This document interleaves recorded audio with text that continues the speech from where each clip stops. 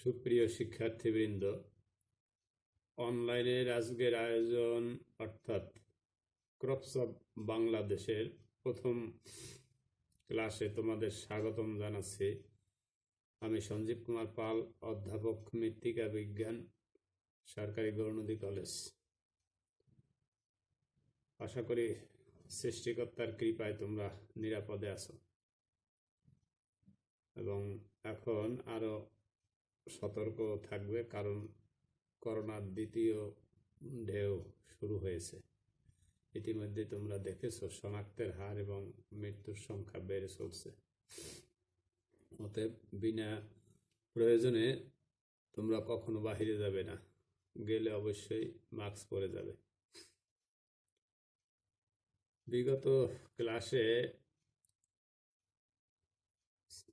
আমরা আলোচনা করেছিলাম crop suitability classification of soil, remote sensing, application of remote sensing, differentiate, exploratory reconnaissance and detailed soil survey। এর দ্বারাই মূলত আমাদের দ্য সয়েল অ্যান্ড ল্যান্ড এভালুয়েশনের যে বিষয়টি ছিল, যে পেপারটি ছিল, সেটা আমাদের শেষ হয়ে গেছে। আজকে আমরা নতুন পেপার শুরু করছি। ইতিমধ্যে তোমরা নাম জেনেছো, crops of Bangladesh, paper code 243315। তো এই পেপারের আজকের আলোচ্য বিষয় হলো classification of crops, cereal crops of Bangladesh, arable crops. প্রথমে আমরা ক্লাসিফিকেশন অফ ক্রপস এই বিষয়টি নিয়ে আলোচনা করব। ফসলের শ্রেণী বিভাগ, ক্লাসিফিকেশন অফ ক্রপস। কৃষি বিজ্ঞানের ইতিহাস আলোচনা করলে দেখা যায় পশুচারণ বা পশুপালন যুগের পরে আসে ফসল উৎপাদন যুগ। এ যুগ হতেই পৃথিবীর আদি মানবেরা শিখতে লাগলো তাদের আশেপাশের হাজারো গাছপালার মধ্যে কোনগুলি কাজে আসে আর কোনগুলি কাজে আসে না। পরবর্তী সময়ের মধ্যে সভ্য দুনিয়ার মানুষেরা ক্রমান্বয়ে আরো পরিষ্কারভাবে বুঝতে পারল কোন গাছ হতে দানা, কোন গাছ হতে ফল, কোন গাছ হতে সবজি, কোন গাছ হতে তৈলবীজ ইত্যাদি পাওয়া যায়। তাই বলা যায় যে সমস্ত নির্বাচিত ও যত্নের সঙ্গে জন্মানো গাছপালা হতে মানুষ দানা, ফলমূল, শাকসবজি, তন্তু, শর্করা ইত্যাদি পেয়ে থাকে, সেগুলিকে ফসল বলা হয়। তবে বৃহত্তর অর্থে মানুষের গৃহপালিত জীবজন্তুর প্রয়োজনে জন্মানো গাছপালাকেও ফসল রূপে গণ্য করা হয়।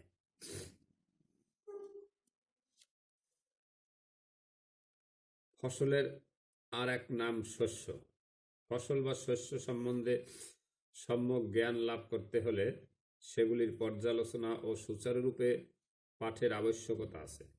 সেহেতু জীববিজ্ঞানের অন্যান্য শাখার উপকরণগুলির ন্যায় ফসলেরও শ্রেণী বিভাগ এর প্রয়োজন আছে, আর সে প্রয়োজন বোধে ফসলসমূহকে নানা শ্রেণীতে বিভক্ত করা হয়েছে। যেমন উদ্ভিদতাত্ত্বিক শ্রেণী বিভাগ, বোটানিক্যাল ক্লাসিফিকেশন, ব্যবহারিক শ্রেণী বিভাগ, ইকোনমিক ক্লাসিফিকেশন, চাষ ভিত্তিক শ্রেণী বিভাগ, কালচারাল ক্লাসিফিকেশন, ভূমির অবস্থান অনুযায়ী শ্রেণী বিভাগ, classification on the basis of relief of land, জলবায়ু ভিত্তিক শ্রেণী বিভাগ, ক্লাইমেটিক ক্লাসিফিকেশন অফ ক্রপস, জন্মকাল ভিত্তিক শ্রেণী বিভাগ, classification on the basis of life cycle of crops ইত্যাদি। লিনিয়াস নামে সুইডেনের এক বিখ্যাত উদ্ভিদ তত্ত্ববিদ বাইনোমিয়াল পদ্ধতিতে গাছপালার যে শ্রেণীবিভাগ করেন তাহাকেই উদ্ভিদতাত্ত্বিক শ্রেণীবিভাগ বলা হয়। সে পদ্ধতি অনুসারে উদ্ভিদসমূহের বিভিন্ন বৈশিষ্ট্য পর্যালোচনা করে তিনি জেনাস এবং স্পেসিস এর প্রবর্তন করেন এবং এক একটি গাছ বা শস্যকে বাইনোমিয়াল অর্থাৎ দ্বিঘাত পদ্ধতিতে নামকরণ করেন। সে শ্রেণীবিভাগ অবলম্বনে ফসলসমূহকে লিগুইমস অর্থাৎ শুঁটি জাতীয় ফসল, সিরিয়ালস অর্থাৎ দানা জাতীয় ফসল, কিউকারবিটস অর্থাৎ লাউ কুমড়া জাতীয় ফসল ইত্যাদিকে নানা পরিবার বা গোত্রে বিভক্ত হয়েছে। কিন্তু ফসলের শ্রেণীবিভাগ কৃষিতত্ত্ববিদের নিকট গৃহীত হয়নি বললেই চলে। তারা শস্যের যে শ্রেণীবিভাগটির উপর সবচেয়ে বেশি গুরুত্ব দিয়েছেন তা হল ব্যবহারিক শ্রেণীবিভাগ। ফসলের তৎপরবর্তী 4টি অর্থাৎ সিরিয়াল 3 থেকে 6 পর্যন্ত শ্রেণীবিভাগকে কৃষিতত্ত্ববিদগণ কিছু কিছু গুরুত্ব প্রদান করেছেন। এই 5টি শ্রেণীবিভাগ সম্বন্ধে এখানে সংক্ষেপে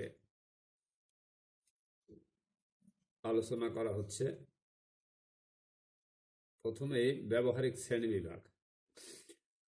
ফসলের অর্থনৈতিক দিক বিবেচনা করে, অর্থাৎ কোন কোন ফসল মানুষের কি কি প্রয়োজনে আসে বা কি কিভাবে ব্যবহৃত হয় সে কথা বিবেচনা সাপেক্ষে ফসলের শ্রেণীবিভাগ করা হয়েছে। এই শ্রেণীর অন্তর্গত বিভিন্ন শস্যসমূহকে বিভিন্ন শিরোনামে বিভক্ত করা হয়েছে, যেমন দানা জাতীয় শস্য, ডাল জাতীয় শস্য, তৈল উৎপাদনকারী শস্য, সবজি জাতীয় শস্য, চিনি উৎপাদনকারী শস্য, মশলা জাতীয় শস্য, ফলমূল জাতীয় শস্য, নেশাকর শস্য, উদ্দীপক শস্য, তন্তু জাতীয় শস্য, সবুজ সার জাতীয় শস্য ইত্যাদি। এরপর চাষ ভিত্তিক শ্রেণী বিভাগ। সকল ফসল বৎসরের সবসময় হয় না। ফসল জন্মাবার সময়ের কথা বিবেচনা করে বৎসরকে 3টি ভাগ বা কৃষি ঋতুতে বিভক্ত করা হয়েছে, যথা খরিফ মৌসুম বা খরিফ খণ্ড 1, খরিফ মৌসুম বা খণ্ড 2 এবং রবি মৌসুম বা রবি খণ্ড। এপ্রিলের মাঝামাঝি হতে অক্টোবরের মাঝামাঝি পর্যন্ত সময়কে খরিফ মৌসুম বলা হয়, আর এ মৌসুমে যে ফসল জন্মে সেগুলোকে খরিফ ফসল বলা হয়। আউশ ধান, পাট, মেস্তা, ভুট্টা, বর্ষাতি বেগুন, ঢেঁড়স, পুঁই শাক ইত্যাদি খরিফ ফসল।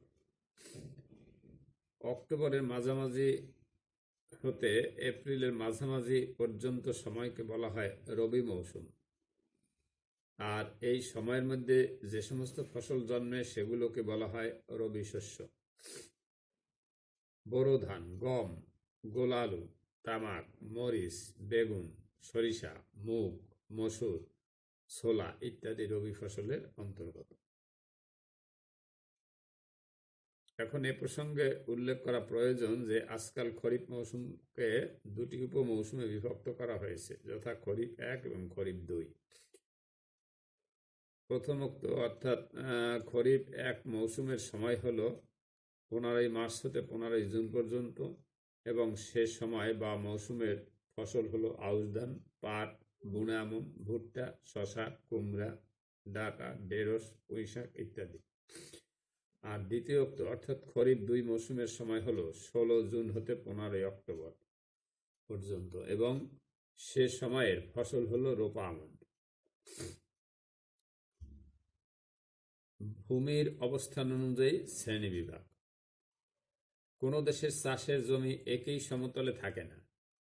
কোনো জমি উঁচু, কোনো জমি নিচু এবং কোনো জমি মাঝারি অবস্থানে থাকে। সে হিসেবে প্রথমোক্ত জমিকে বলা হয় উচ্চভূমি, আর এ জমিতে যে যে ফসল জন্মে সেগুলোকে বলা হয় উচ্চভূমির ফসল, যেমন তোষাপাট, আউশ ধান, আখ, চীনাবাদাম, বর্ষাতি তিল ইত্যাদি। দ্বিতীয়োক্ত অবস্থানের জমিকে বলা হয় নিম্নভূমি, আর এরূপ জমিতে যে ফসল জন্মে সেগুলিকে বলা হয় নিম্নভূমির ফসল, যথা বুনে আমন ধান, বোরো ধান, মিষ্টি আলু, মরিচ, খেসারি ও তদ্রূপ অন্যান্য রবি শস্য। শেষোক্ত শ্রেণীর জমি যা খুব উঁচু নয় এবং খুব নিচু নয় তেমন জমিকে বলা হয় মাঝারি জমি, আর এ জমির উপযোগী ফসলগুলিকে বলা হয় মাঝারি জমির ফসল, যেমন রোপা আমন, দেশি পাট, গম, গোল আলু, তামাক, সরিষা ইত্যাদি।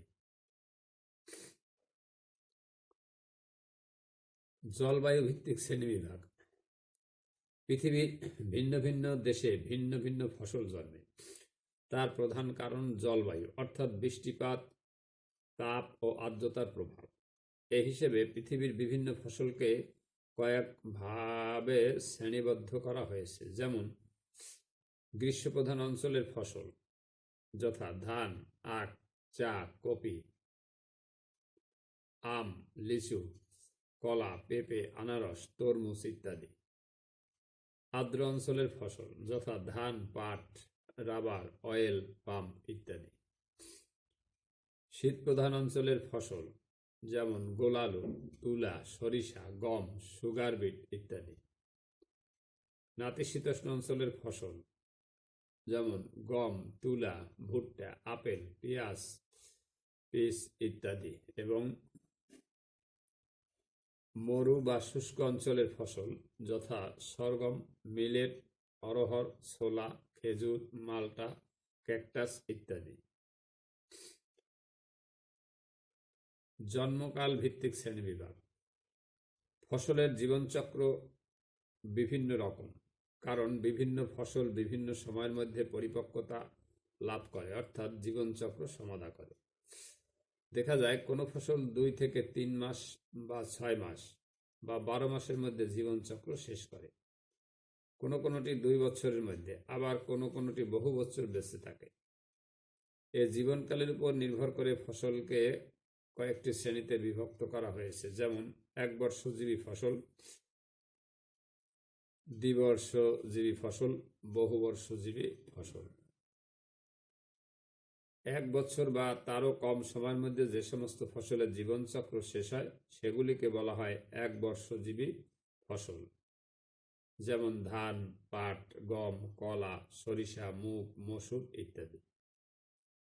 দ্বিবর্ষজীবী ফসল, যে সমস্ত ফসলের জীবনচক্র শেষ হতে 1 বছরের বেশি হতে 2 বছর পর্যন্ত সময় লাগে সেগুলিকে এ নামে অভিহিত করা হয়, যথা সুগার বিট, আখ ইত্যাদি। বহুবর্ষজীবী ফসল, যে সমস্ত ফসল অনেক বছর বেঁচে থেকে এক নির্দিষ্ট বয়সসীমা হতে আরম্ভ করে বহু দিন পর্যন্ত ফুল ফল প্রদান করে সেগুলিকে বহুবর্ষজীবী ফসল বলা হয়, যেমন আম, জাম, কাঁঠাল, নারিকেল, তাল, সুপারি, চা, কফি ইত্যাদি।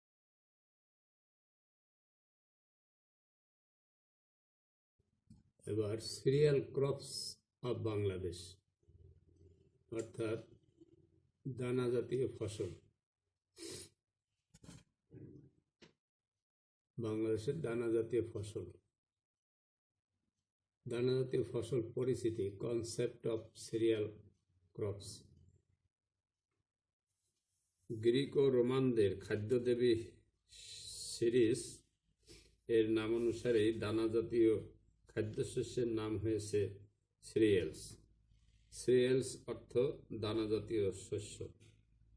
গ্রামীণী পরিবারের অন্তর্গত শস্য ধান, গম, ভুট্টা, বার্লি, ওট এবং রাই এর বীজেই প্রকৃত খাদ্যশস্য হিসেবে বিবেচিত হয়। তবে প্রচলিত প্রথা অনুযায়ী মিলেট ও সরগমকেও খাদ্য শস্য হিসেবে গণ্য করা হয়। ছোট আকারের দানা শস্যকে মিলেট বলে, যেমন চীনা, কাউন, জোয়ার ও বাজরা। এ দানা শস্যই পৃথিবীর মানব সমাজের প্রধান খাদ্য। জীবজন্তুর জন্য এরা গুরুত্বপূর্ণ খাদ্য সামগ্রী। এ জাতীয় দানার প্রধান খাদ্য উপাদান শ্বেতসার বীজপত্রের বাইরের অংশে ভবিষ্যতের জন্য জমা থাকে বলে এদেরকে শস্য বলা হয়। আমিষ, স্নেহ পদার্থ, খনিজ লবণ এবং কিছু পরিমাণ ভিটামিনও দানা জাতীয় শস্যে বর্তমান থাকে। বাংলাদেশের প্রেক্ষাপটে দানা জাতীয় ফসল অত্যন্ত গুরুত্বপূর্ণ। সমগ্র চাষযোগ্য জমির শতকরা ৮০ থেকে ৮৫ ভাগেই এই ফসল জন্মাতে দেখা যায়। ধান এবং গম বাংলাদেশের উল্লেখযোগ্য দানা শস্য। এছাড়া কিছু পরিমাণে ভুট্টা, সরগম, চীনা, কাউন, জোয়ার, বাজরা ইত্যাদিও এখানে চাষ হয় এবং শুধুমাত্র ধানের উৎপাদন ছিল ৩৩৯.১৯ লক্ষ মেট্রিক টন। বাংলাদেশ পরিসংখ্যান ব্যুরোর হিসাব অনুযায়ী ২০১১ থেকে ২০১২ অর্থ বছরে দানা ফসলের উৎপাদন ছিল ৩৬৮.৬৩ লক্ষ মেট্রিক টন।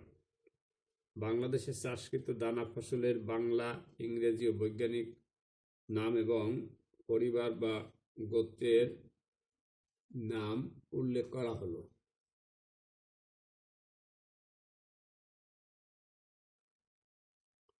যেমন বাংলা নাম: ধান, গম, ভুট্টা, চীনা, কাউন, জব বা বার্লি, বাজরা, জোয়ার বা সরগম, জই বা ওট, রাই।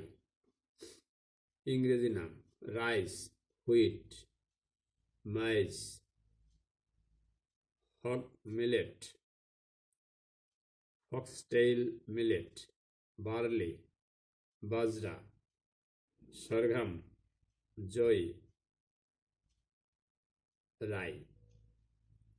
বৈজ্ঞানিক নাম: অরাইজা স্যাটাইভা, ট্রিটিকাম এস্টিভাম, জিয়া মাইস, পেনিকাম মিলিয়েসিয়াম, স্যাটেরিয়া ইটালিকা, হর্ডেয়াম ভলগারি, পেনিসেটাম টাইফয়েডিয়াম, সরগম ভলগারি, এভেনা সেটিভা, স্ক্যালি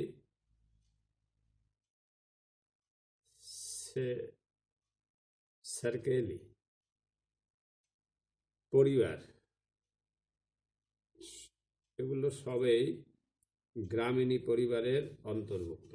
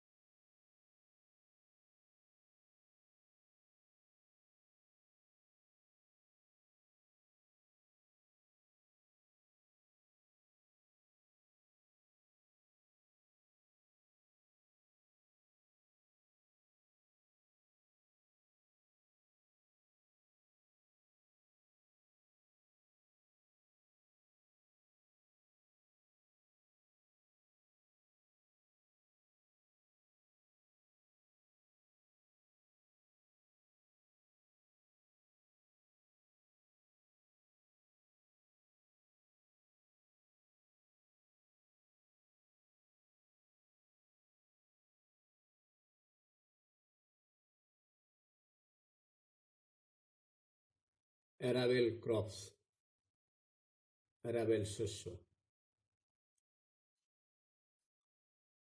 যে সকল ফসলের জীবনকাল অর্থাৎ দৈহিক বৃদ্ধি, ফুল, ফল ও বীজ উৎপাদনের জন্য এক ঋতু বা এক বছরের কম সময়ের মধ্যে হয়ে থাকে তাদেরকে বলা হয় অ্যারাবেল শস্য।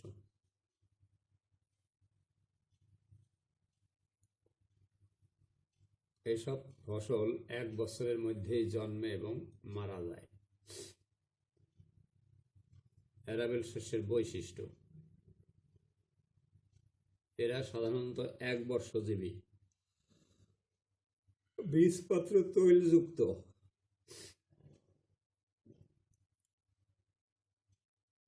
কাণ্ড সরু দণ্ডাকার বা নলাকার, পুষ্পবিন্যাস সাধারণত বেসিন, নডিউলযুক্ত। কয়েকটি অ্যারাবেল শস্যের নাম: পাট, আলু, তৈল জাতীয় শস্য, ডাল জাতীয় শস্য, গম, ভুট্টা ইত্যাদি। বাংলাদেশের কৃষিতাত্ত্বিক প্রধান প্রধান ফসলের বৈশিষ্ট্য: রোপা আউশ, বীজ বপন মধ্য ফাল্গুন থেকে চৈত্র, রোপণ চৈত্র বৈশাখ, বীজের হার 25 কেজি পার হেক্টর, সারের পরিমাণ: urea 135 KG per hectare, TSP 90 KG, MP 40 KG, zinc sulphate 10 KG, gypsum 60 KG.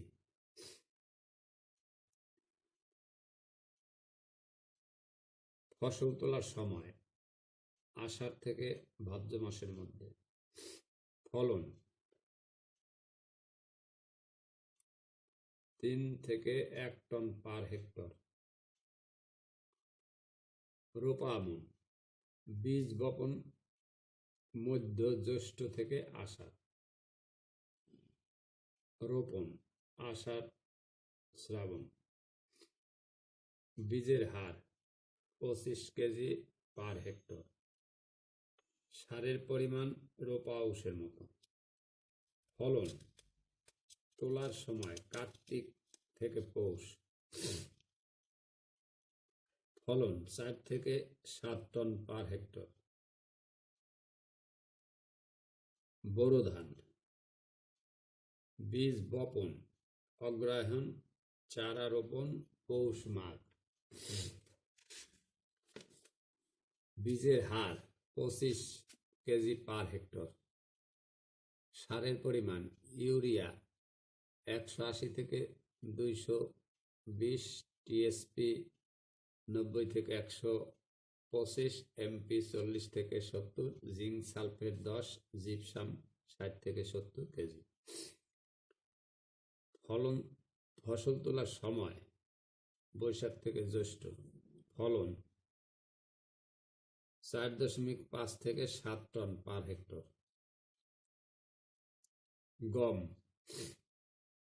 যেটা বৃষ্টি নির্ভর। বীজ বপন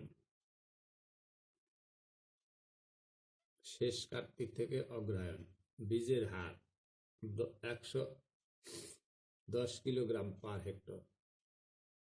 সারের পরিমাণ urea 130 KG, TSP 70, MP 40, gypsum 60 KG.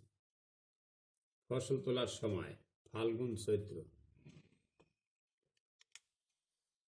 ফলন: 1.75 থেকে 2.75 টন। গম সেচ সহ। বপন শেষ কার্তিক থেকে অগ্রহায়ণ। বীজের হার 140 কেজি পার হেক্টর। সারের পরিমাণ urea 170 KG, TSP 130 KG, MP 50 KG, gypsum 60 KG. ফসল তোলার সময়: ফাল্গুন চৈত্র। ফলন 3.5 থেকে 4.2 টন। ভুট্টা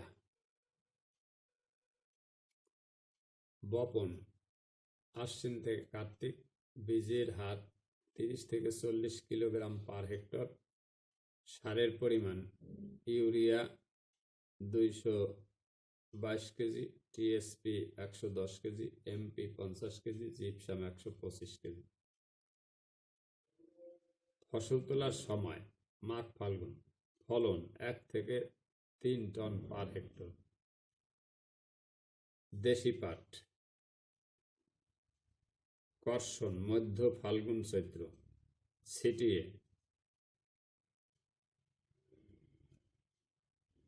সারিতে 5.75 থেকে 7 কেজি, ছিটিয়ে 8 থেকে 9 কেজি। সারের পরিমাণ urea 58 KG, TSP 8 KG, MP 11.5 KG, গোবর সার 4600 কেজি। ফসল তোলার সময় আষাঢ় শ্রাবণ, ফলন 8 থেকে 9 টন। তোষা পাট বপন শেষ ফাল্গুন থেকে বৈশাখ, ছিটিয়ে 5.5 থেকে 6.6, সারিতে 3.5 থেকে 4.6 কেজি। সারের পরিমাণ গোবর 4600 KG, urea 58 KG, TSP 8 KG, MP 11.3 KG. ফসল তোলার সময় শ্রাবণ ভাদ্র, ফলন 8 থেকে 10 বেল। আলু বপন আশ্বিন থেকে কার্তিক, বীজের হার 1.5 থেকে 2 টন, সারের পরিমাণ ইউরিয়া 320, টিএসপি 230, এমপি 320 কেজি। ফসল তোলার সময় মাঘ থেকে চৈত্র, ফলন 20 থেকে 30 টন। সরিষা বীজের পরিমাণ 10 থেকে 12 কিলোগ্রাম, সারের পরিমাণ urea 138 kilogram, MP 57 kilogram, TSP 138 kilogram. ফলন 5 থেকে 7 কুইন্টাল। আজ এ পর্যন্তই। তোমরা ভালো থেকো, সাবধানে থেকো, আমার জন্য দোয়া করো। ধন্যবাদ।